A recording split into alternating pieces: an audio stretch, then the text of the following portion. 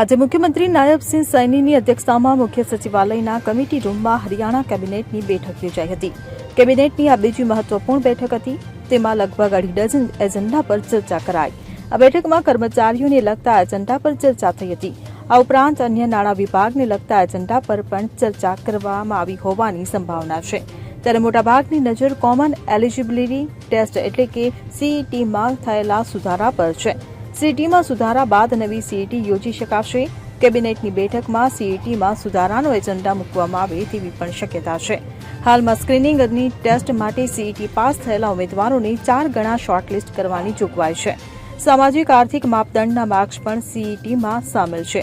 ઉલ્લેખનીય છે કે હાઈકોર્ટે સામાજિક આર્થિક માપદંડોના ગુણ ગેરબંધારણીય જાહેર કર્યા હોવાથી સીઈટી નીતિમાંથી સામાજિક આર્થિક માપદંડોના માર્ક્સ દૂર કરવા જરૂરી બન્યા છે।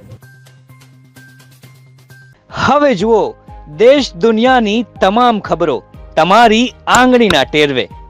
ઉઠાવો મોબાઈલ અને ગૂગલ પ્લે સ્ટોર પરથી ડાઉનલોડ કરો અમારી CN24 ન્યૂઝ મોબાઈલ એપ।